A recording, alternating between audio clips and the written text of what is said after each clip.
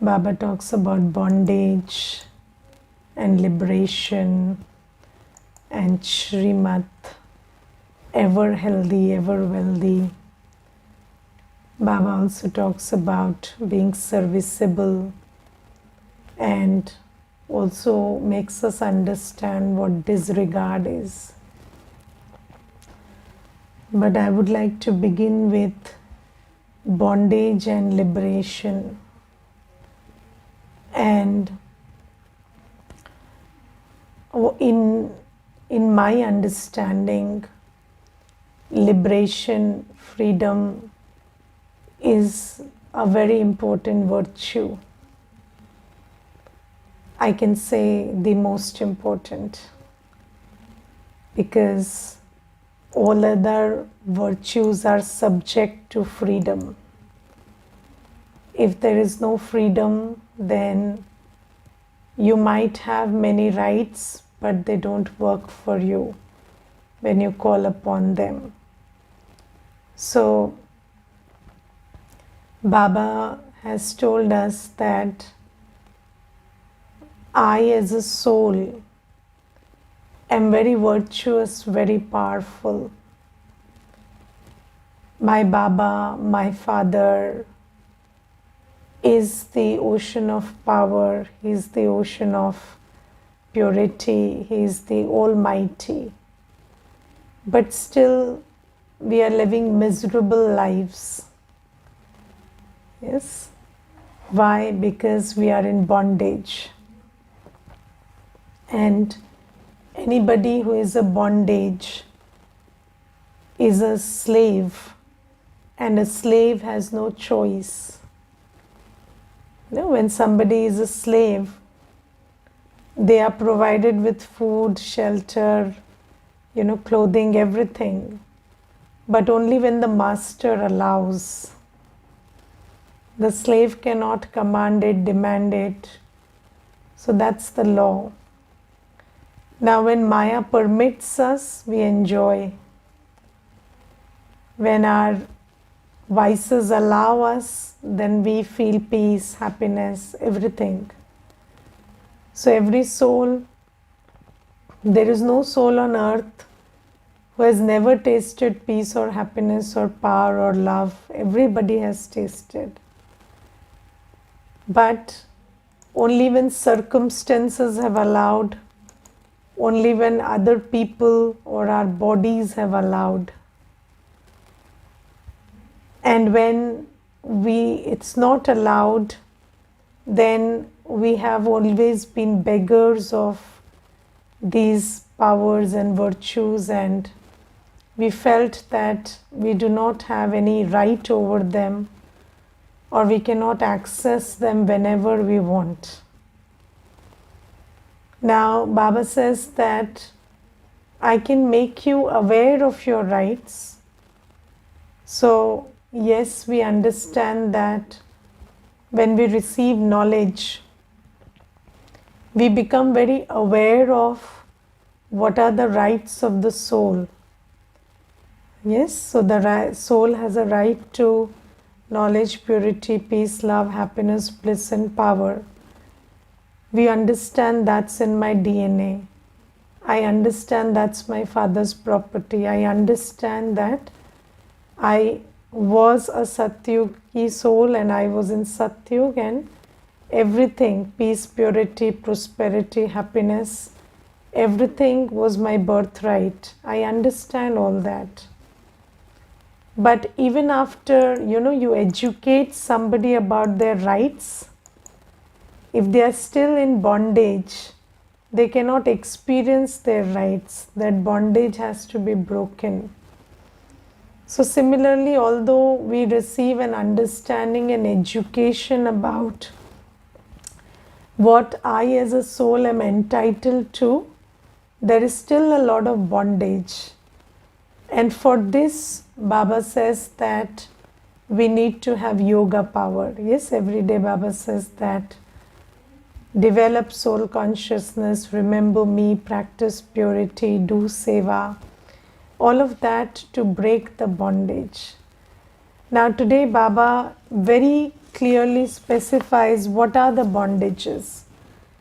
So Baba says, to become a Brahmin means to be liberated from any bondages of your body, your bodily relationships and facilities.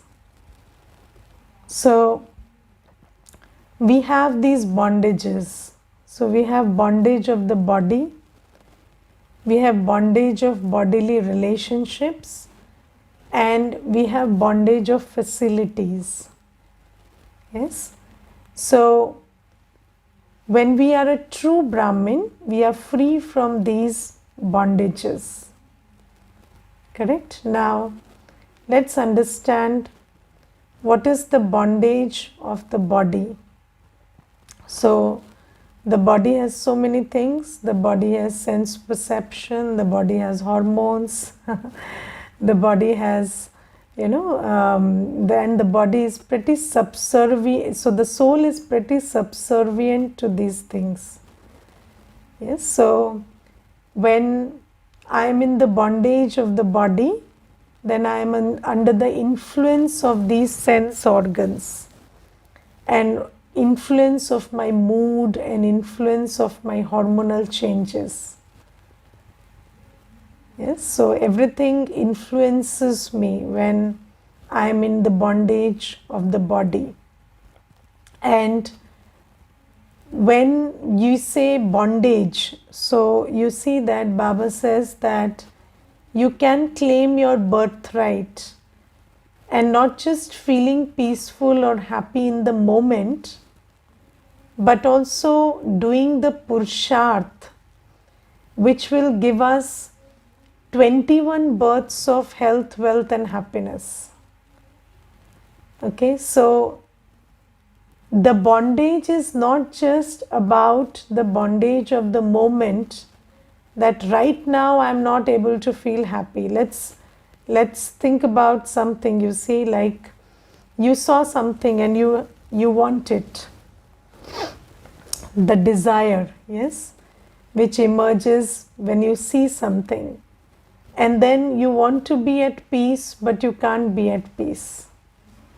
Or you're feeling your body is tired, or you're feeling lazy. Now that has got everything to do with the body.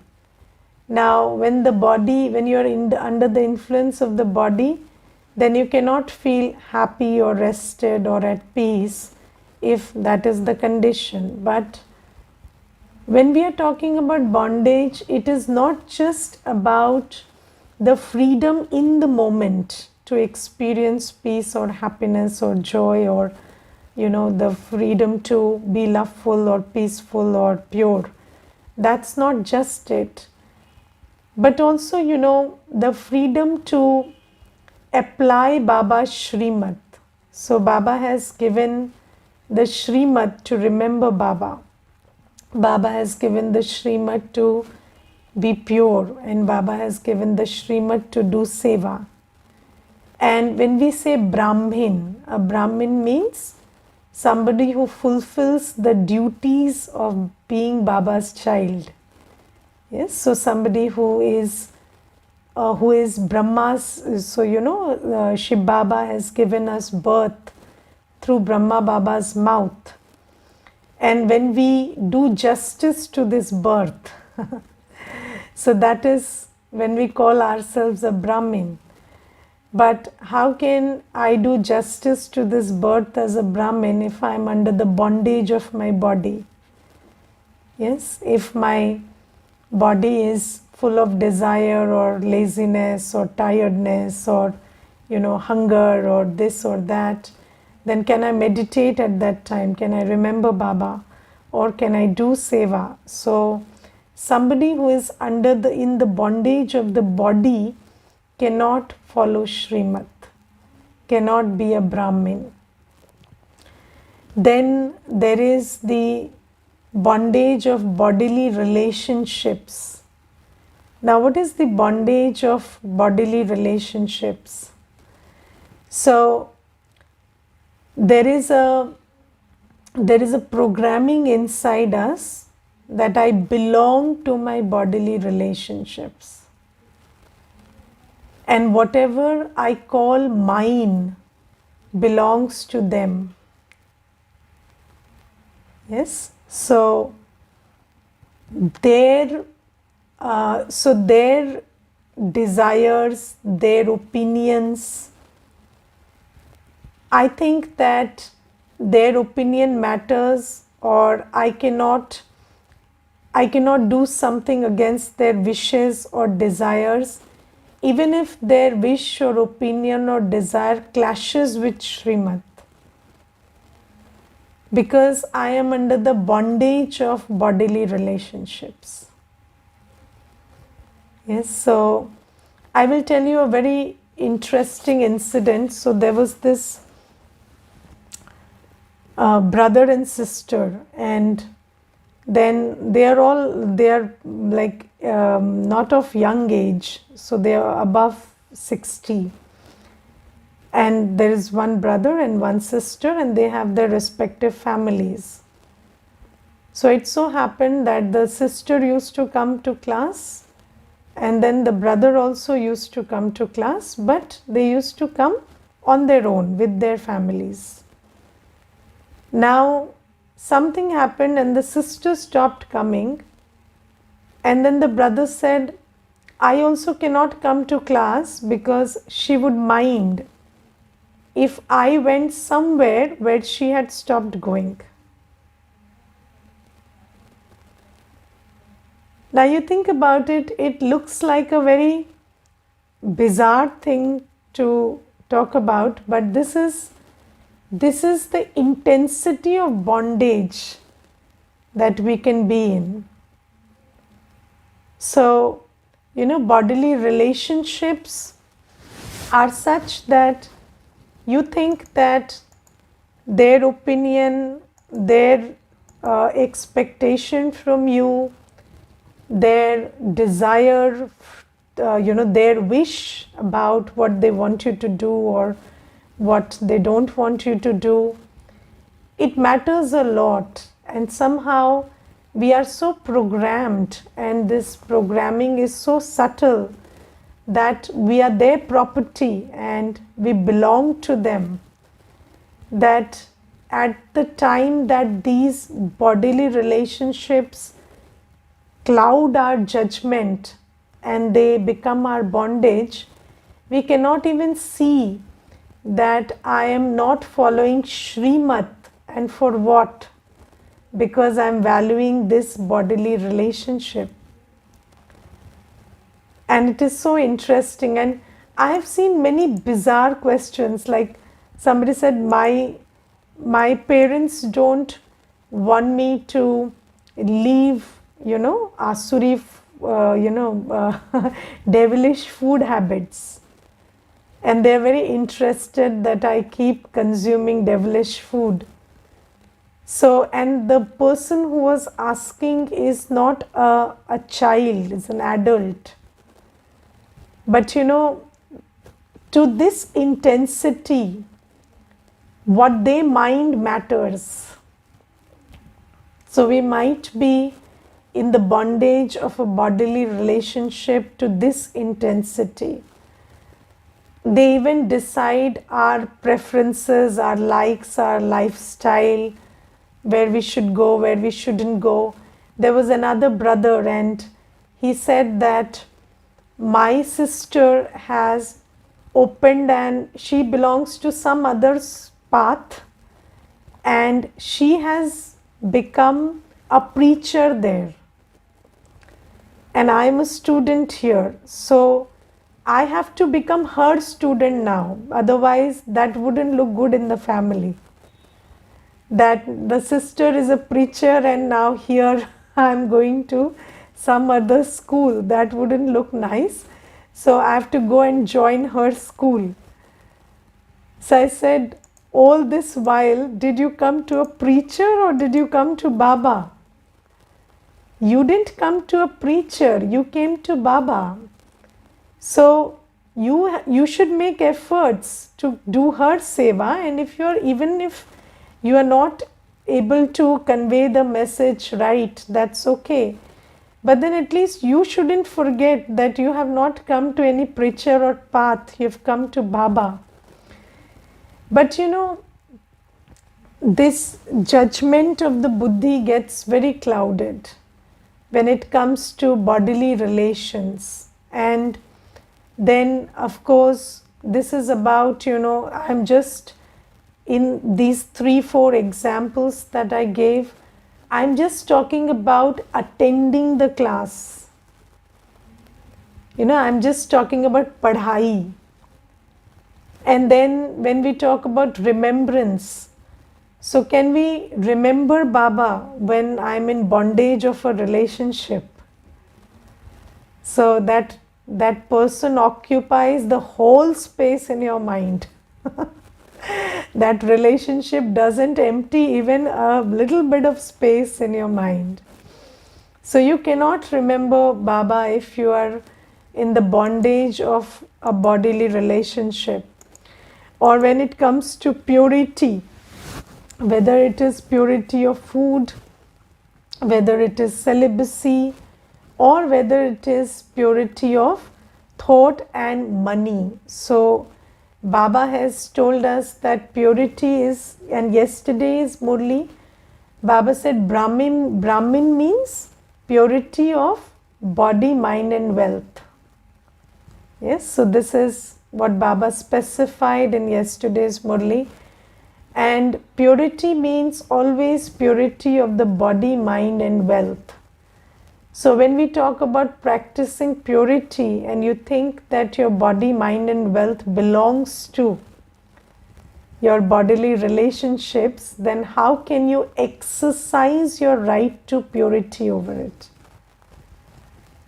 So, and when there are in the family, sometimes this question comes up that I want to remain celibate, but the other person doesn't allow me to remain celibate. But the thing is, you are programmed to believe that you need permission. So, and this is very subtle. It's not about some legal permission that you are seeking, but you are not even able to come to that place of clarity inside yourself that this body is mine and this belongs to Baba and the other person has no right over it. So, or when it comes to pure wealth means wealth that is sacrificed in Baba's seva, that becomes pure. So Baba has told us that in the world, even when the body is born out of sin, the body is born out of sin, and nobody can ever ensure that the in Kali Yuga body is not born out of sin. The body is always born out of sin. So it's not about the source, but about the use that purifies it. So when you do not engage any senses in impure pleasures, desires, then that body gets purified. Similarly, when the wealth, even if it is inherited or whatever, you don't even know the source sometimes, right? So when you know the source, yes, you take care that you use clean methods to earn it, but sometimes you don't even know the source, but then the use purifies it. So Baba says that is pure wealth which is used in Yajna Seva. Or even the mind, even if it is suffering from illness or whatever, but when you start remembering Baba through the mind, then that purges it. So Baba says, but if you think that all these three things are owned by your relationships, then how can you use it or apply Baba's Shrimat on it? So how can you use it according to Shrimat, or how can you apply Baba's Shrimat on these three things? So this is a very big bondage. This is a very big bondage, and it is very, very subtle. And when somebody is in bondage, the biggest challenge is making that one realize you are in bondage. Because bondage becomes a sanskar, and it becomes so deeply ingrained that you think that this is my culture, or this is me, or this is my personality. But it is, when the world had to deal with slavery, this was the biggest challenge. Telling the slave that you are a slave. The slave didn't accept I'm a slave. They thought that, probably I'm a born slave. So slavery is my, my duty. And people were proud slaves. So, you have this culture of being a proud slave in the world. You're very proud that you're a good slave, because you think that it's a great virtue to be a good slave. You've been trained that way. So even we souls are trained to believe that be a good slave. So, there are some people who say that, when my spouse has all the rights over my body, mind and wealth, and then that is supposed to be a very good virtue in you. So people think that it's very nice. So it's supposedly taken to be trust. So you think that is trust, but that's suicide. That's not trust. So that is spiritual suicide. So Baba says that, this is how Baba is at least creating an understanding of how much in bondage we are. But again, just the understanding is not enough, because people might get motivated for some time, but then until and unless you do the deep inner work that liberates you from this slavery. And what is that inner work also Baba has discussed in the blessing, so we'll come to that. But first let's understand the bondage. So then the third bondage is that of facilities. And these days we are so bonded to facilities, so not even the body, but people cannot survive without an air conditioner, they cannot talk without a mic, they cannot move without a car, they cannot survive without a certain kind of food. So all of those facilities are, or you need a particular kind of bed, otherwise you can't sleep. Now why can't the soul detach itself from this world and go to sleep? What is the problem? But you see that the bed will keep pulling your attention and you can't detach. So we are so much in bondage of facilities.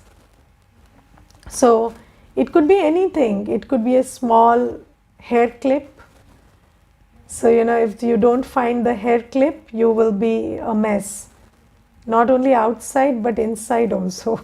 So the mess outside, okay, it can't be taken care of without the hair clip, but why can't the mess inside be taken care of? So, it's all these facilities. Now, it's not to say that don't use the hair clip or don't get a comfortable bed. If you have it, no problem, use it. But don't be a slave to it. So even when it's not available, it's okay. So Baba says these are the bondages, and anybody who is free from these bondages is a Brahmin.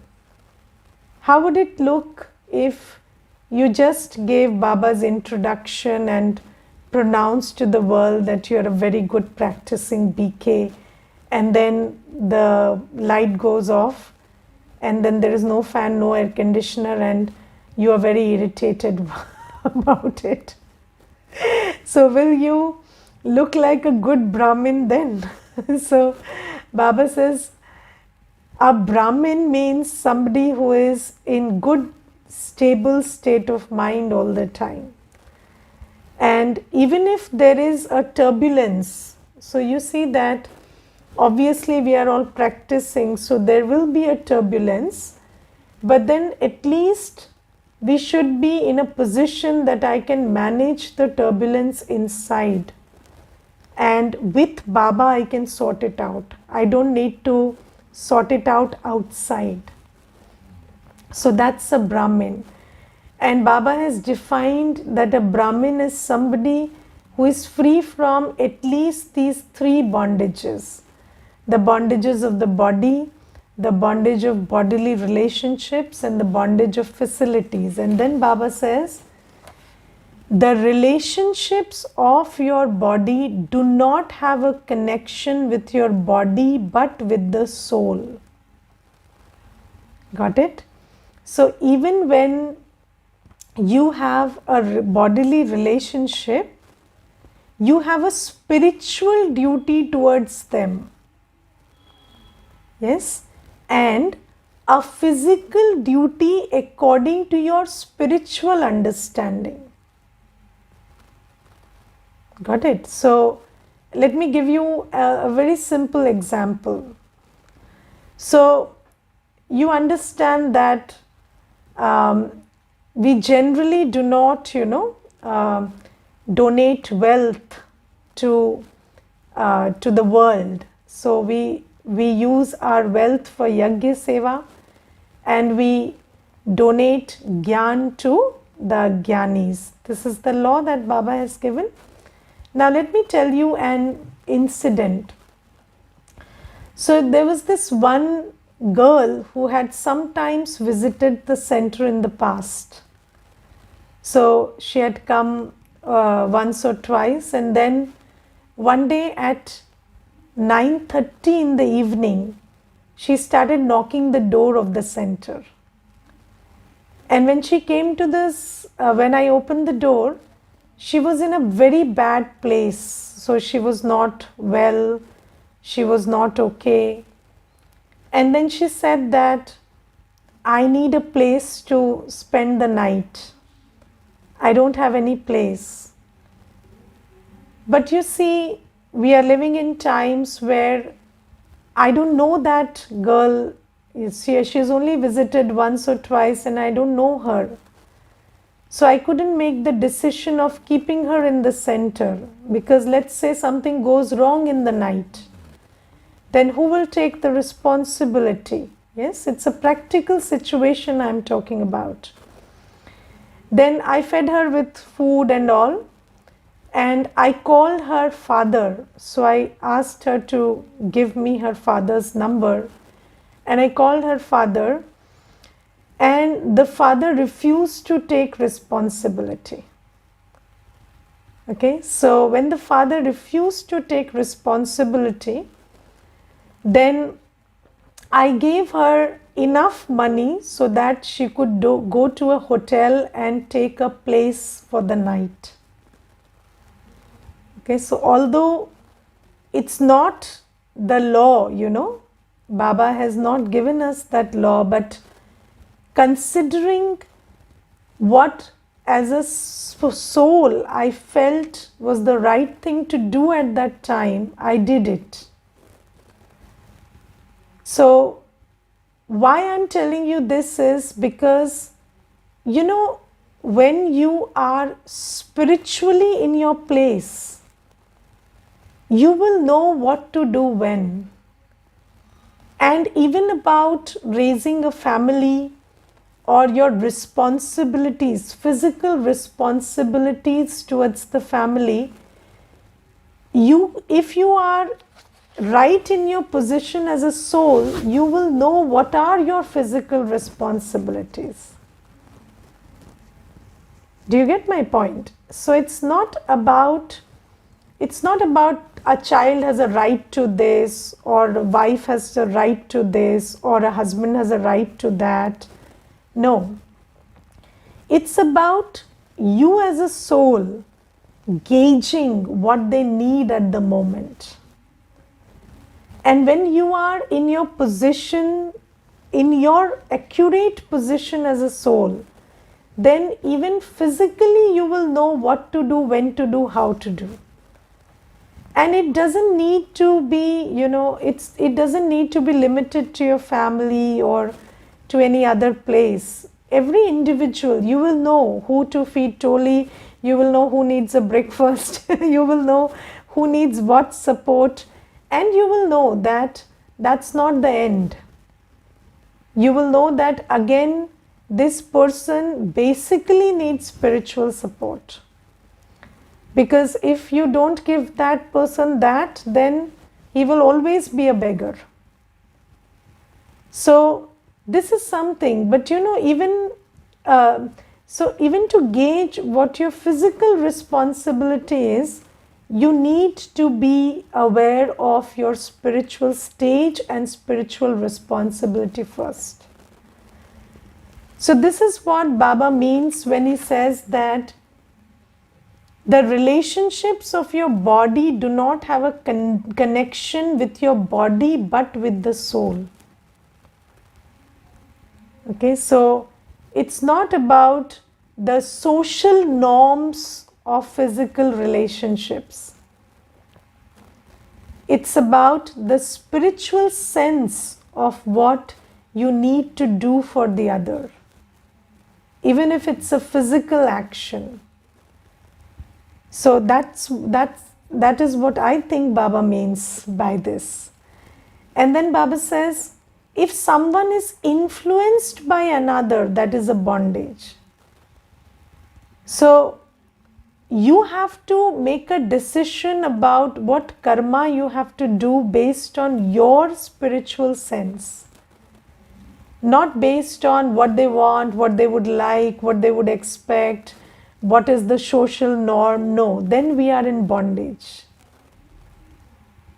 But you have to work really hard before you achieve this stage. And what is that work? We will talk about it.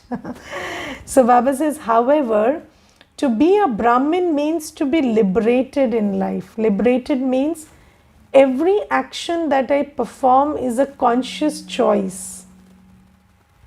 Whether it is an action of the body, mind or wealth, it's a conscious choice, very aware choice, that's liberated. And then Baba says that for as long as you have the support of your physical organs, you have to perform actions, but do not have karmic bondages of karma, but relationships of karma. So don't do something because you have to do it, but because you understand it's the right thing to do. So karmic bondage is that compulsion from your sanskars or the circumstances, or when you are under the influence of a physical relationship, you feel bonded to do something. So don't do something because you feel in bondage to do something, but do something that feels the right thing to do. And here I want to give you another example. So there was this young woman who was working in a hospital, and she came to the center, and that day we were discussing about karma, and then she said, sometimes you are forced into doing something wrong because you are afraid that you might lose your job if you don't do it. Okay, so and then you do it because you are in a fix, you are in a situation where you do not have a choice. So I said, but then will you be out of that situation, or you will be deeper into it if you take that decision to operate like a slave? Now let's say one time, the first time somebody asks you to do something which is against the law and you do it.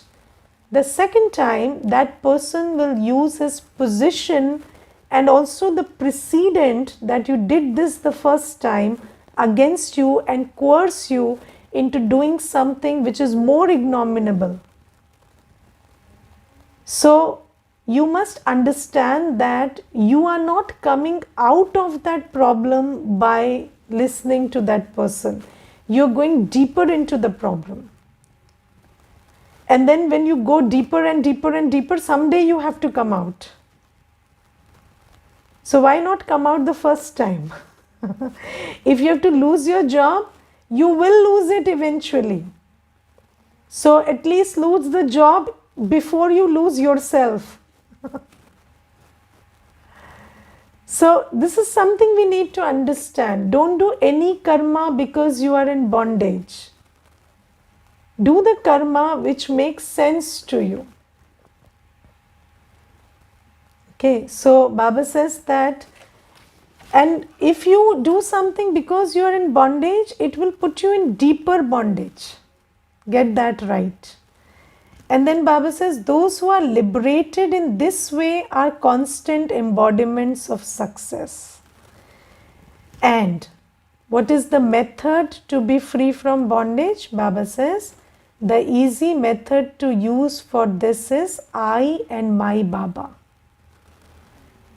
I, the soul, am free and I don't belong to anyone but Baba.